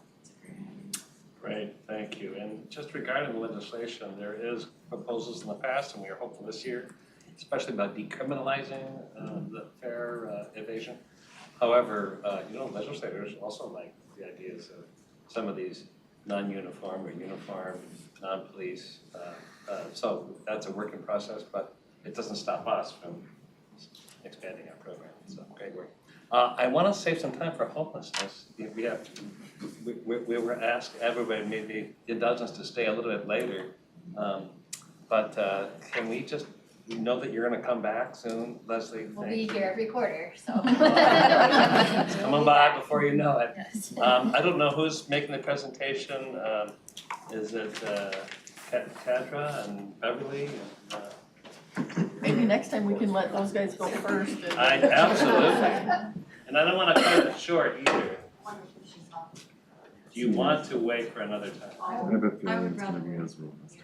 So we can say, I think like probably our presentation itself is close to 20 minutes and then with questions. And I don't wanna rush. No questions. This is such an important issue and I'm actually eager to hear. So, but let's find a time very soon. And I'm so sorry for you this evening. We'll make sure it's a nice snowy evening. No, it won't be. But with that, we have some time here, so I don't know if you want to give us a preview or we'll just open it back up and talk about our security and action plan because we have plenty of thoughts on that as well. Mr. Chair, Terry Smith, I'm the Director of the Housing Authority. I think there will probably be a fair amount of discussion with the item, so I think I'd rather bump it to a future meeting to make sure we're not rushing through and have enough time for questions, so. Terry, I think you're That's absolutely okay. right. I think we want to go deeper into this. This is a subject we all care about, curious about, and also need to be more informed, so. Okay. Mr. Chair? Thank you. Robert? Yeah, thanks. Just to state the obvious, that these are gonna be quarterly, this is new, this is great. You can see the high level of engagement. This was a great a recommendation that came out of the work group that Councilmember Chandler said. My guess is these should be one session, right? So, I mean, again, just to state the obvious, I think I have a hunch that we're all gonna be disengaged every quarter. And we should be realistic about how we want to go, because things keep changing. Yeah, great. It's such an important issue. Great, Wendy. Thank you, Mr. Chair. Since we still have the facilities people here, I just wanted to say, I really liked last time when we got the before and after pictures of the Franklin station and stuff. And if you can do stuff like that with the changes that you make in other places, it's helpful for us to see what the changes look like. Mr. Chair? And to that, what also was really helpful, when you presented the plan before, was seeing the prioritization of the stops and stations, because my expectation would be that the top ones get taken care of, sort of done, and so we can see how the dynamics of the prioritization list. Mr. Chair. Jude, thanks. I just want to thank presenters on that last item. Love that it's data driven. So I think Councilmember Chambliss and others have raised the point of, knowing what the data is and how do we interpret it, right? And so the fact that, again, you're very data driven and wanting to bring more of that into this work, I think is really important. And I would say to the, I went on the ride along and I think I went at like 6 or 7 at night, but I was out till about 10 and again, it's an eye-opener when you're out there, and especially for me because I don't have Metro Transit in my own part of the district necessarily. So I was struck though when I'm not sure if we were at Lake Street or Franklin, but I also was a bit heartbroken because, it's in an area where people are struggling, but to see a beautiful facility that had a ribbon cutting or something at one point in time, have broken windows, garbage, needles, bottles, vandalism. But yet walking the platform with the officer that I was with was also, just in a sense heartening and encouraging, because there are people there that need this transit and train and opportunity to get around. So, but I just know that whatever we can do to keep those places clean and freshened and fixed as often as we need to, it sets a tone that we care about that place. If we don't care about it and we aren't there fixing it, they know that.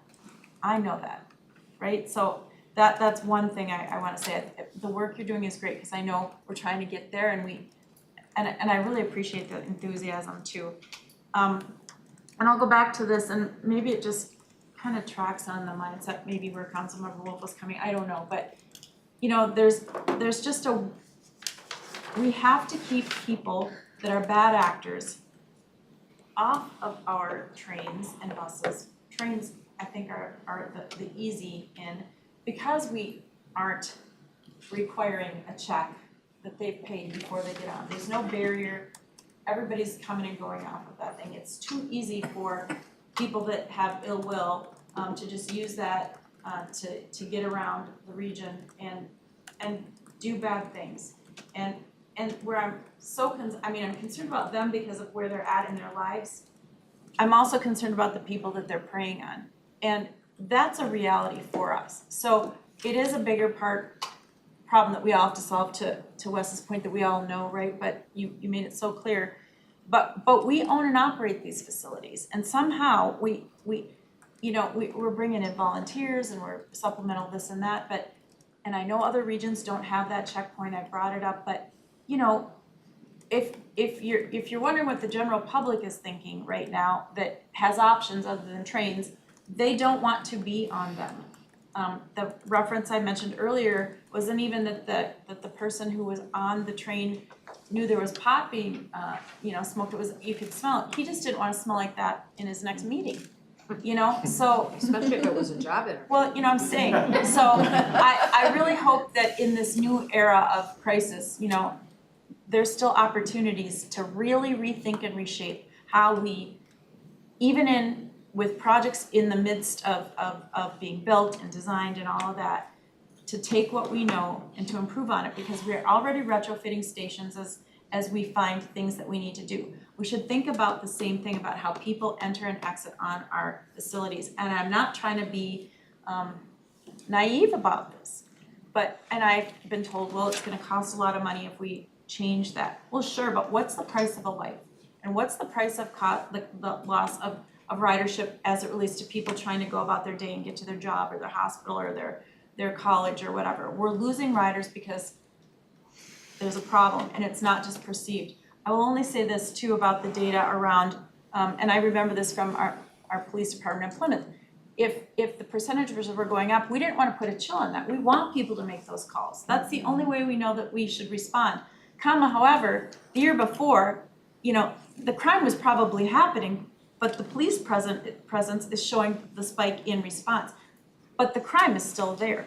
So, I know I'm only repeating what you all know, but I think that we have to maybe, crack some eggs here and refigure out how to bake this cake in some ways.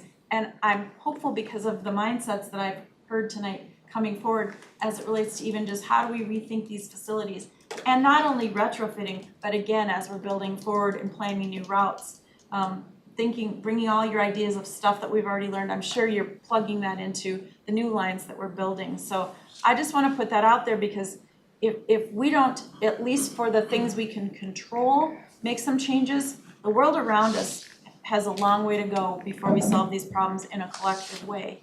And when I hear council members and people we know, and thank goodness, yes, there are good experiences. We don't want to negate that. Or one. But I have to just say, as a council member, it's my responsibility to at least speak what I see as some of the obvious things that might be hard to change, but I think it's incumbent upon us to at least think about it. Wes? I just wanted to respond in a couple ways. One is I agree with so much of what you said. The reason I raised the larger issue of untreated drug addiction and all the crime that surrounds it and preys on it is because that to me is ultimately where we have to go. But I don't want people to think that in saying that we don't believe we have an obligation to make what we can do today better, where we start from and where we meet the problem. And we share your frustration with that. You were mentioning the cleanliness of the facilities. I can't tell you how many new cleaning jobs we've authorized to do it, and I'll get a picture sent to me at my desk, and I'll call Marilyn, and Marilyn will say, well, we were just out there, this morning, and it just takes one person doing one thing to make it look like somebody hasn't been there for a week. And but that doesn't mean we don't keep trying. We try this, we try this, we try this. We hope that they all make some difference, and we tried more. It's a different world out there. It's different than what it was in 2019. I can reflect on 2019 when I came into this job and said, I want to focus on the customer experience. And we made some changes. We added cleaners at the end of the route. We switched out the soil cloth seats with plastic seats. We had text for safety. We put cameras in. And people were saying they were seeing a difference. And then the pandemic hit.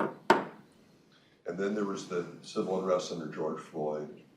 And then there was a loss of police officers. Then there was the workforce shortage.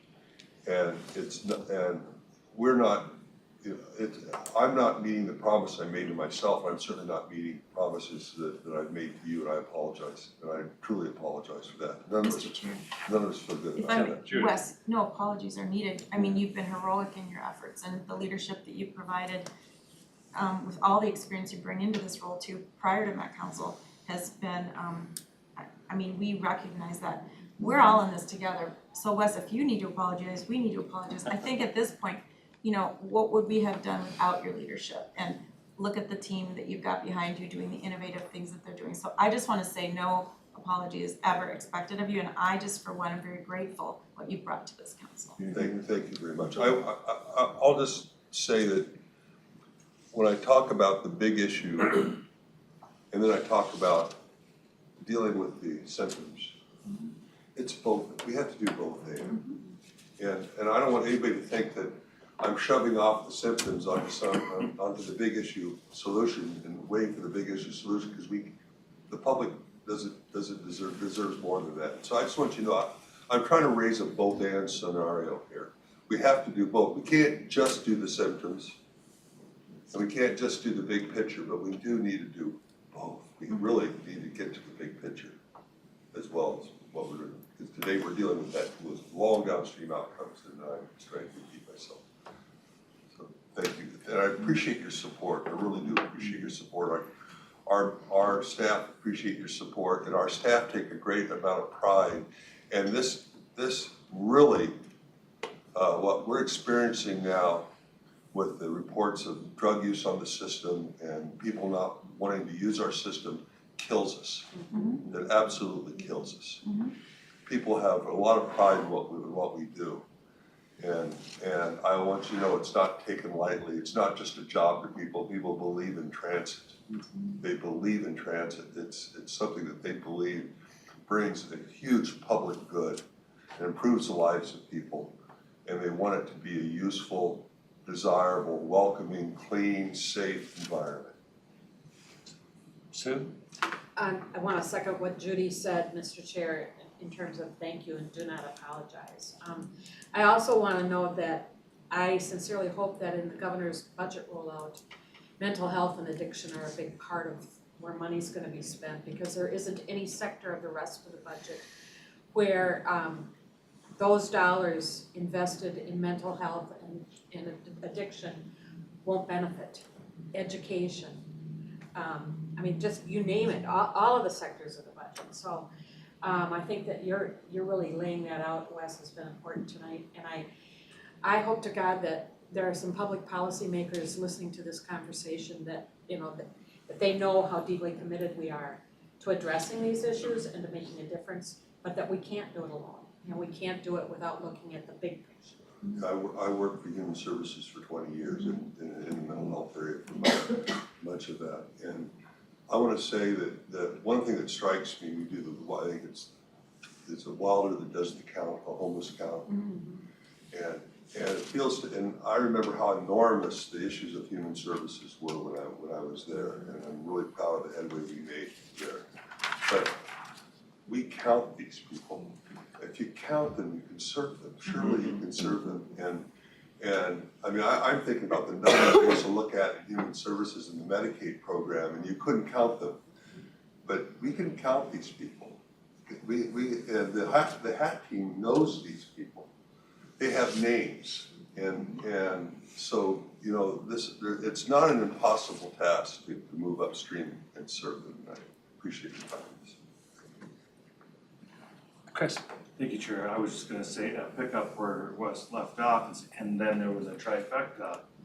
And hopefully, we have the real meaningful investment in transit that the people of this region deserve. We'll start to tackle some of these challenges. Thank you. Thank you, Mr. Chair. I just want to make a general comment about the Safety and Security Action Plan. What we're doing here with the work Metro Transit and Metro Transit Police Department is truly unique. Not only recognizing that, yeah, we have problems, but we're not afraid to look in the mirror and figure it out.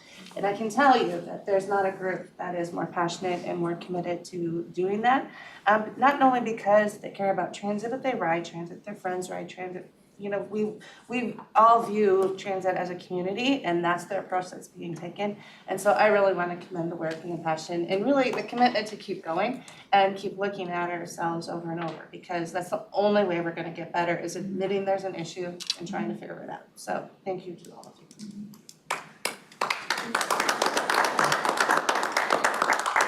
Molly, you have it. I just want to say thank you for all of the information, all of your effort, all of that is wonderful. And my specific question is, I think to a person around this table, you have our support. I hope that's been made really clear. My question is there more? Are there specific things that we as a council can be doing to facilitate the hard work that you are doing and keep it going?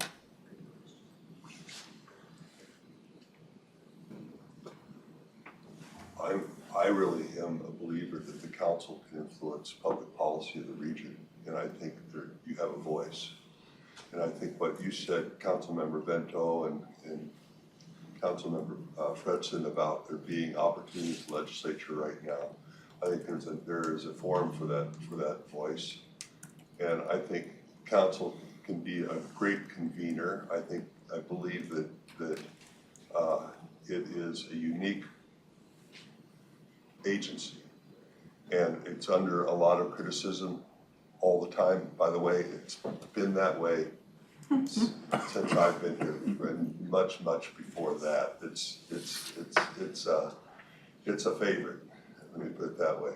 But you do have a regional voice, and I think you do have an opportunity to convene around issues that are important to the region, and sometimes the issues are not as obvious as they may seem, and that's what I mentioned on where Councilman Bento mentioned on drug addiction and mental health. That impacts this region not just in transit, but in its prosperity. It impacts children in school. It impacts every piece of our economy, and then that's not put aside. How it impacts individuals who have to deal with those issues and with their family members and themselves. So, and I'll let anybody else who has an idea for you bring that forward as well.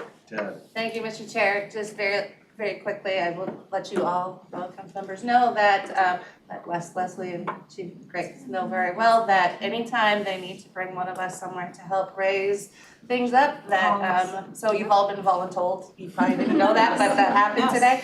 So if we need to get the attention of somebody, let them all know. Let us know. We're more than happy to. Mr. Chair, just on that, again, I represent the northwest suburbs, so I've got suburban transit providers who are also going through all of the things that they're going through, and I just have to give kudos to Councilmember Barber, who rallied and got meetings set up with the electeds that represent the STA, and we're working through stuff like that. And we had a nice email today that we're invited to their legislative priorities session that they're having next week, so that's all good. But what I also wanted to add is, and I think maybe I've alluded to this before, but it'd be really great if we could also maybe bring a few legislators here to our home, where they could get to know us and meet all of you as well. It's hard to bring our whole crew, and then they've got, they got their, committee meetings and people are coming and going, or maybe they're there, maybe they're not. But, either when they're out of session or whatever, is to have a nice chat with the chairs of the transportation committee. They've got thoughts, housing, any of those where there's some intersection with our work. I enjoyed it when we had county commissioners come here, and that really, I think, helped them to kind of understand just who we are, what we're trying to do in our home. It's always nice to invite people into your home because they get to know you better, right? So I don't know how we make that happen, but I would just challenge anybody on staff who has some ideas about that, to build relationships with them as a group. We all kind of know our own legislators, especially with redistricting. We're all getting to know if there's been changes. But I think to bring in those chairs and again, to deploy us however we can, if one of the legislators in our area happens to be a chair or a vice chair of a key committee. But I would just, again, love to have some of them come here and visit with us. It's a great thought. With that, any last thoughts? This was a really robust conversation, really important. It's gonna continue. When I have the honor to go before the legislature, which I've done every day it seems in the past week, I don't have to hesitate when I say the number one issue is the safety and security of our customers and our employees. And for us to create a welcoming environment to begin our mission is an incredible challenge. And we can't do it alone, but we have to do our part. And I think being understood for others to understand the complexity of what we're dealing with is really something I kind of second your thoughts, Judy. And it may be challenging to get them here, but we've had field trips, we've had bus rides. We've got to keep working on that and just kind of keep that message that we recognize the issue. And I just actually I just came in tonight from a legislator who was telling me that he comes to the Capitol smelling like a drug that he preferred not eat. And he said there is no testing for representatives.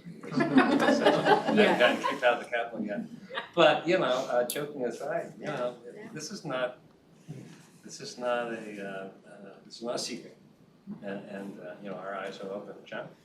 Well, I had the opportunity to be at the legislature's the last couple of days, was testifying on behalf of driver's license for all, and so Representative Ornstein introduced me as his Met Council member. Nice. As well as the chair of the Latino Chamber. And then I was there back testifying on behalf of equity and workforce and supplier diversity with the Public Utilities Commission. And so the senators were there too, and so far, when they know where it come from, or from the Met Council, it's been very positive, so, yeah. Yeah, I have to say, just to follow up, John, when we do describe ourselves as occasionally beleaguered and criticized, because, we are, but there's been nothing but respectful admiration and conversation in hearings at the Capitol. I know people get on talk shows, whatever, on that, but I do think we occasionally have great opportunities, and it's nice when we're well represented by you and others. All right, with that, it is 6:04. Great meeting. We'll see you next week. This meeting is adjourned. Have a good evening.